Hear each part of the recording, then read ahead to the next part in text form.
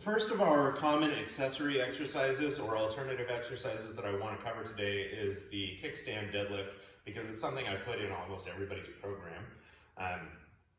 A unilateral lower extremity exercise is a great way to prepare you for movement emergencies in the real world, because you're usually not squared up and ready for whatever nature has planned for you to come your way. Usually it happens when you're like this and you have no idea what's coming your way, yet you've got all your weight on one leg and you need to get out of an emergent situation immediately. So you have to rely on the strength of one leg to do so. Also, single leg strength is equivalent to knee stability. If you've got a strong hip and thigh on one side, you've got a nice stable knee. You're less likely to have knee problems if you have a strong butt, strong quads, strong adductors, and strong hamstrings. And the kickstand deadlift is a great way for us to get all of those things.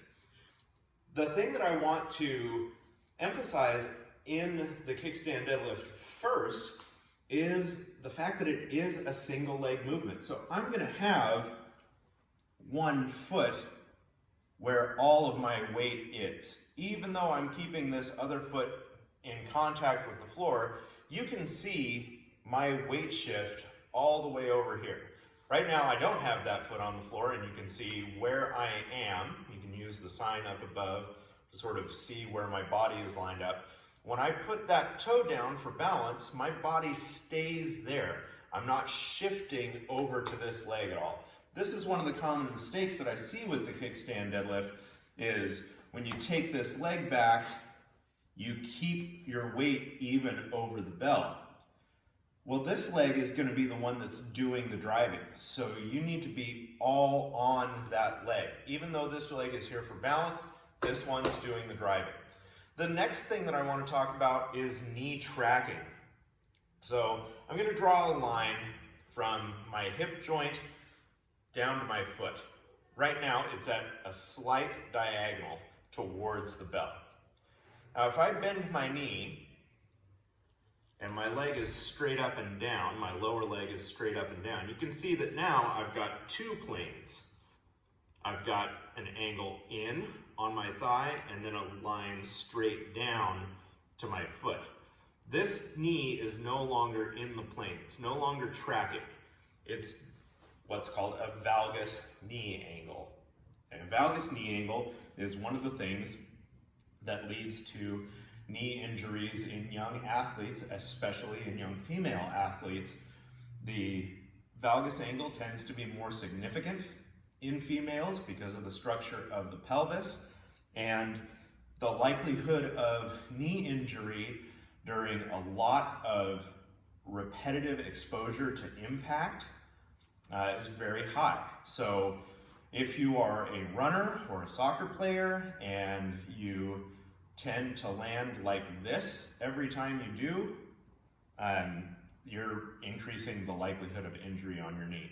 So we need to strengthen the glutes in order to help stabilize the knee. So as I come down to the bell, I'm going to keep this knee in line with my foot and my hip. It may even veer out just a little bit, although I don't want that to be an extreme angle. So first, I'm going to get my weight shifted over to this side. Second, as I hinge down to get the weight, I'm going to push that knee out a little bit so that it doesn't end up here in this valgus knee angle, instead here tracking the toes. Whichever leg is back, that's the hand that's going to grab the bell. I'm going to take a big breath in. I might need to get some tension going on in this other hand with the principle of hyperradiation. And then I'm going to drive all through this leg with a power breath up to the top. One thing that I also want to show you is what this looks like from the side.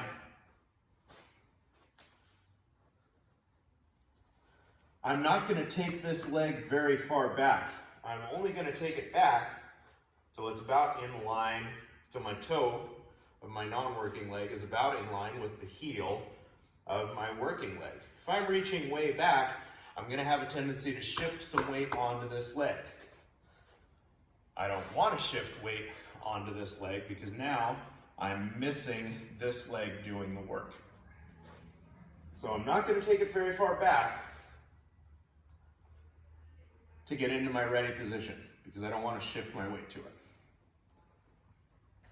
The other thing I want to show you from the profile here is the degree of hip hinge versus knee flexion.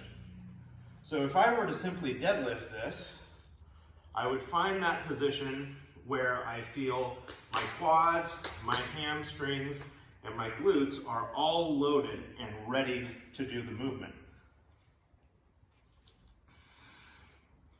Now if I take my other foot back, that's my loaded position here. So I've got quite a bit of work being done by this quad still, especially once I take this foot away. A lot of work being done by the quad. What I often see with the kickstand deadlift, or a single leg deadlift, is what we call the drinking bird posture. So instead of having the quad and glute and hamstring all loaded equally, instead right now all I've got is the hamstring loaded. I've got this feeling of stretch in my hamstring. My quad is basically dead, and my glute, there's nothing going on back there right now. But if on my way down, I push my hips back, my knee out, and allow some knee flexion to be in here so that I'm not almost straight-legged. Now I've got my hamstring, my quad, and my glute all doing the work.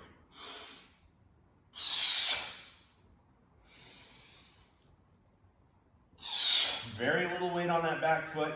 It's just there for balance so that you feel confident loading one leg. I'm gonna have to do another video from the other side, otherwise I'll feel all asymmetrical when I get out of here.